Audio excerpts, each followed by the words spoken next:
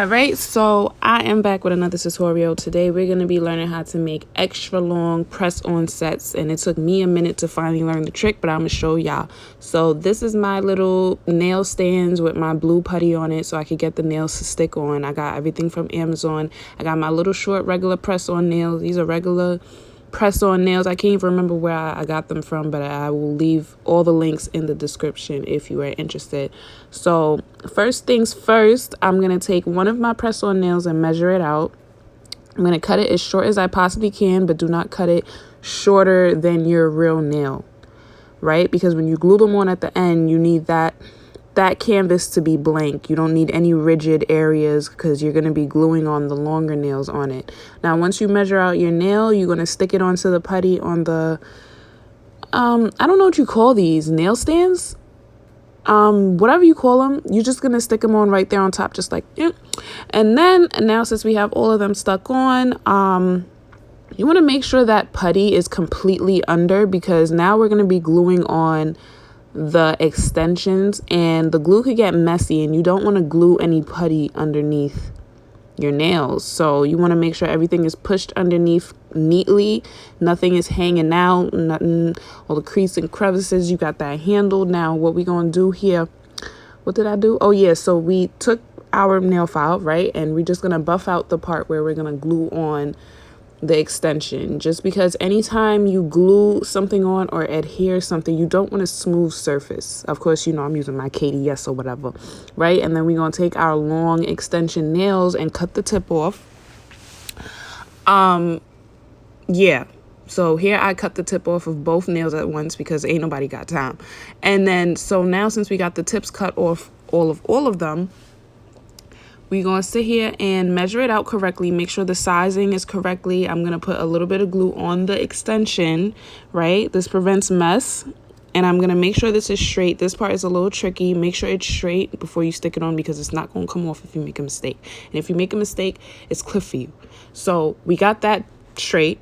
No pun intended. You know what I'm saying?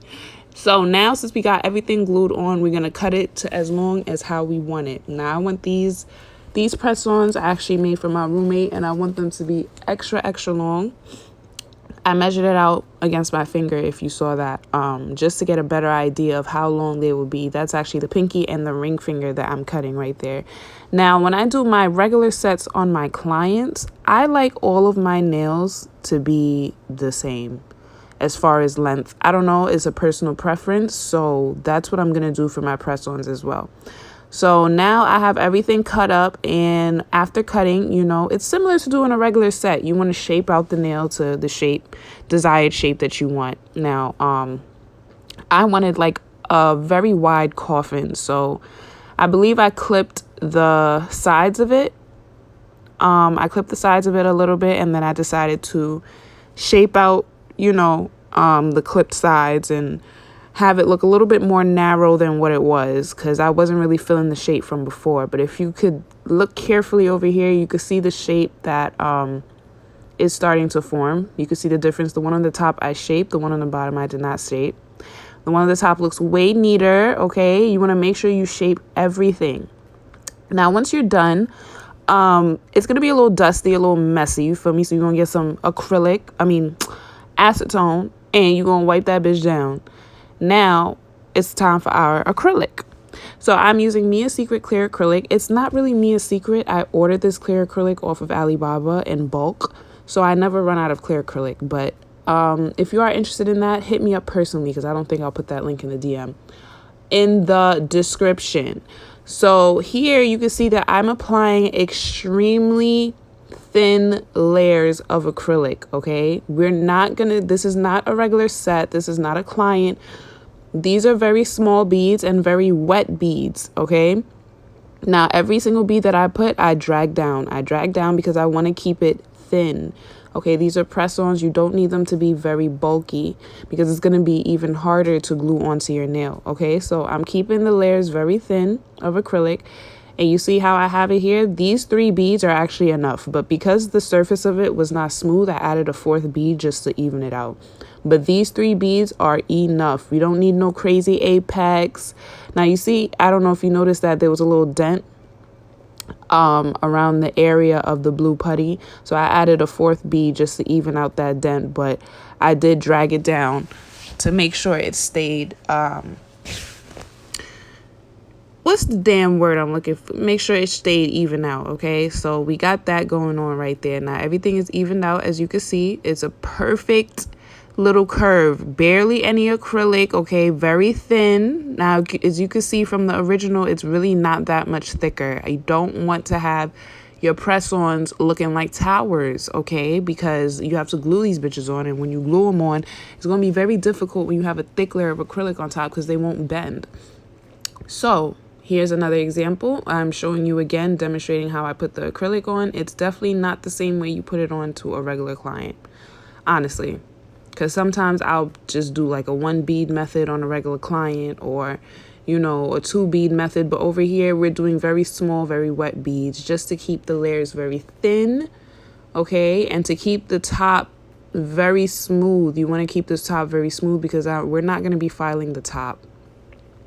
Maybe a little bit to take the sticky layer off because I'm using odorless monomer. But other than that, we're not really going to be filing the top. So, boom. Got the acrylic on all the nails. Now I'm going to shape them one more time, one more again. Okay, make sure that shape is on point. Okay. And that's what I'm doing right here on each of them. Now, it took me a little minute because I do have to remove that sticky layer.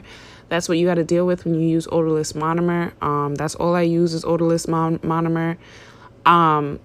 Yeah, so once I got everything filed off, these are my base. This is my base gel, and these are the 2 polishes that I'm using. It's a black polish and a gold polish, and they're both from Beetles. Well, all 3 of them are from Beetles. I'm going to put the link as well in the description because I got all of these from Amazon.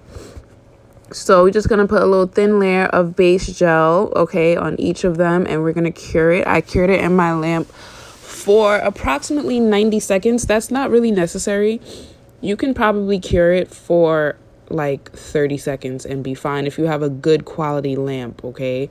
My lamp is amazing quality. It's just I like the 90-second setting. I don't know. I just like that setting, and it's the low power setting. So you feel me? That's what I prefer. So I'm putting the first coat of black polish on all of these nails, and this is the second coat right here. Yeah. Making sure I put 2 coats on 4 out of the 5 fingers, okay? The one that I left blank was the middle finger. It was supposed to be the ring finger, but I messed up. So it's going to be the middle finger, and that middle finger that I left clear right there, that's going to be the snake skin. So now, since I got the 2 coats on all other 4, I'm going to take a pad with acetone, and I'm going to wipe off the top sticky layer, and it's going to look not dull, but just not shiny anymore. So this is the design that I'm going for, right? Okay.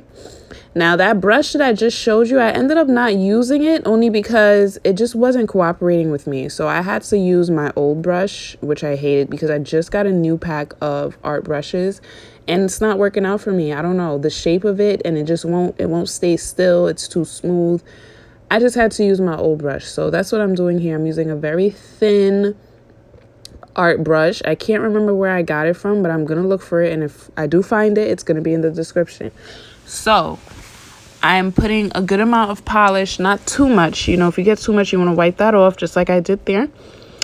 And I'm going to slowly but surely, this video is sped up, it's twice as fast, so this is a very slow process. You want to take your time because this is glitter, so the last thing you want to do is get messy with it, you feel me?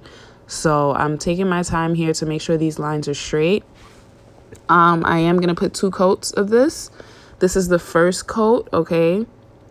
As you can see there. Oh my God, it's so pretty. I love this polish. And I'm so happy I finally found a use for it because my clients just don't get this polish. None of my clients get this polish. It's really crazy. But yeah, as you can see here, this is the design that we're going for. Okay, so we got all of these set up. Okay, I put 2 coats on each of them. Now we're going to handle the middle finger, and I'm using a glue that I will put in the description. Okay, there we go. And now I'm putting the thinnest layer literally the thinnest layer of glue on these two nails right here. All right. So what you want to do after you put this thin coat of glue, you want to make sure that this is completely dry. So you see how it's white when I'm putting it on? I don't need it to be white anymore. When it's dry, it's going to be 100% clear. Now, I couldn't choose. All right, you see how many options? I couldn't choose. I didn't know which one I wanted to do, but I finally made up my mind, okay? And I went with the snakeskin. I don't know. Hopefully, I made the right choice. You let me know which one I should have chose, but I find they kind of go together, like, you know, like kind of.